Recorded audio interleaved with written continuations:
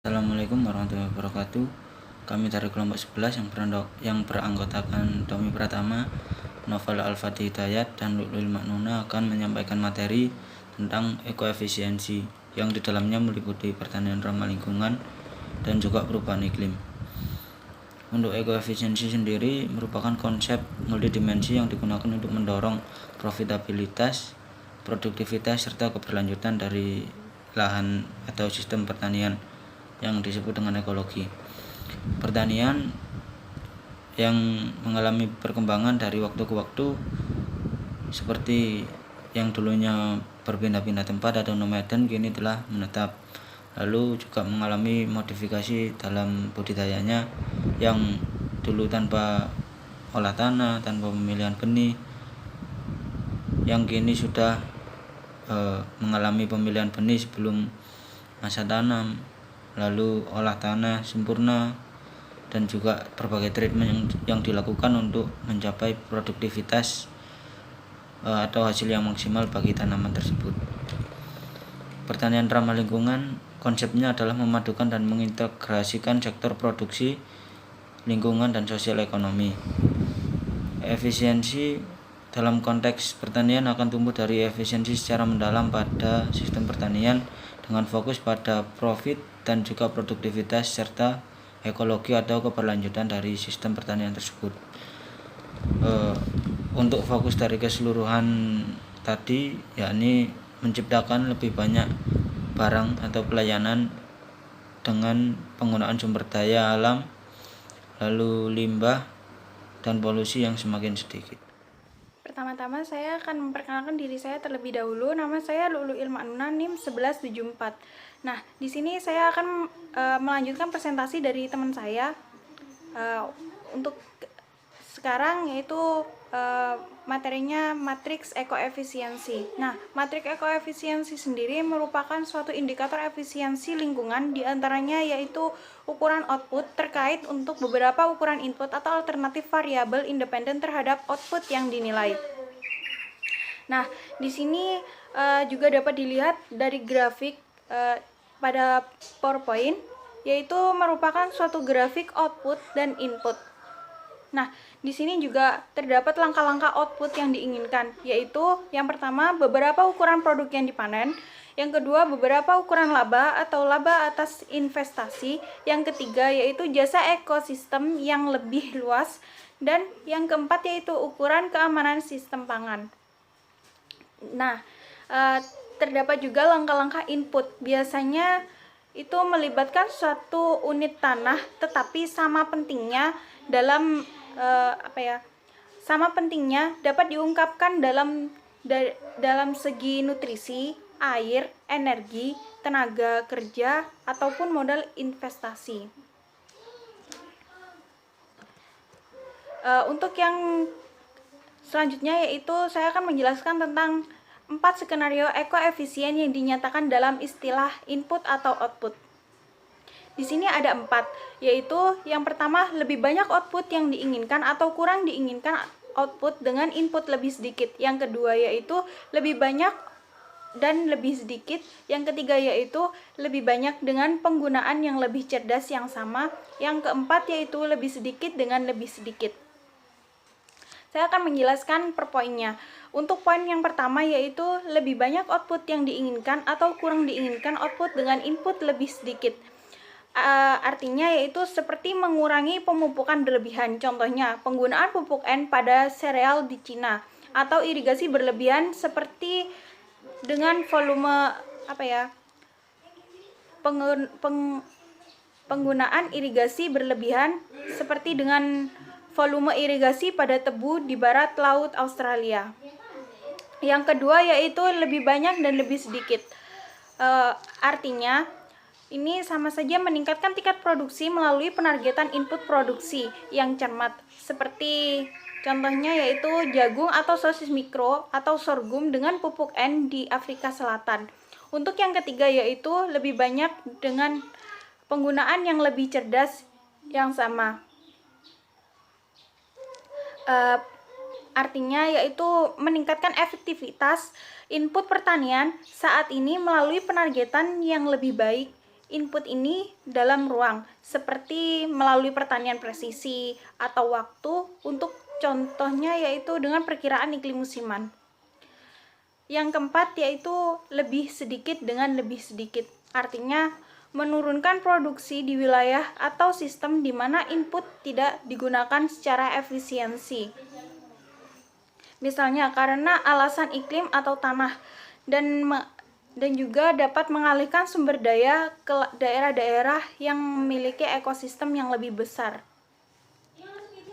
Untuk selanjutnya yaitu ini terdapat sebuah grafik.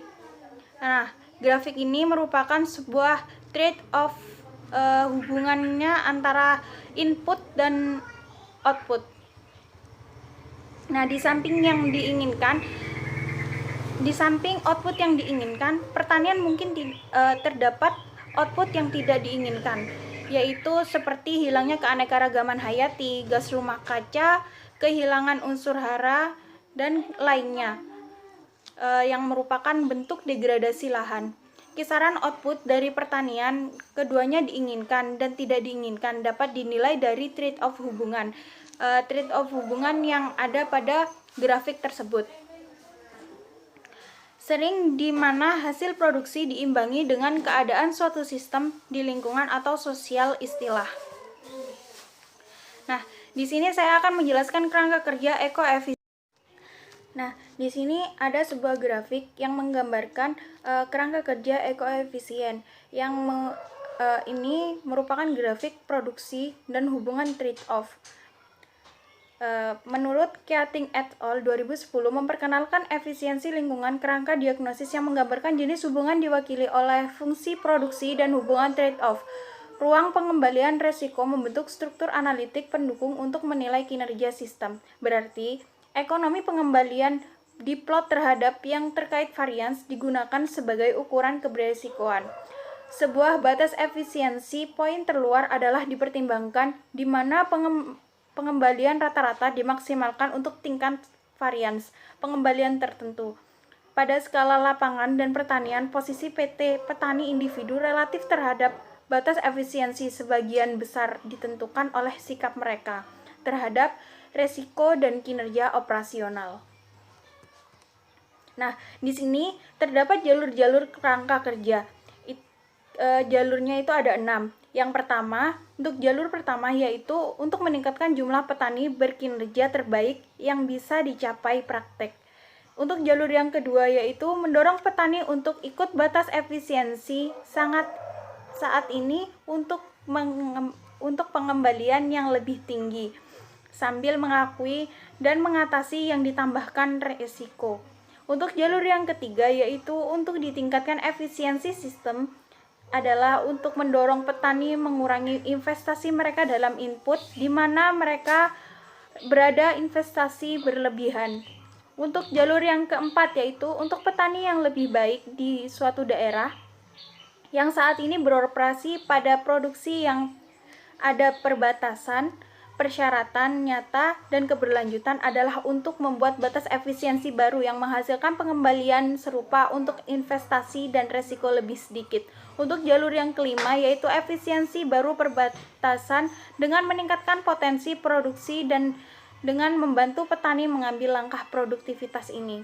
Untuk jalur yang keenam yaitu untuk investasi dalam penelitian, pengembangan dan ekstensi adalah untuk melindungi terhadap kehilangan arus sistem produksi. Selanjutnya presentasi akan dilanjutkan oleh teman saya. Baik, perkenalkan nama saya Noval Akbar Al-Fatih Hidayat, NIM 1179. Di sini saya akan menjelaskan tentang efisiensi lingkungan dan petani kecil di daerah tropis. Dalam situasi input rendah maupun output rendah, umumnya petani kecil di daerah tropis alami sumber daya yang menipis untuk memenuhi produksi pangan kebutuhan ekoefisiensi.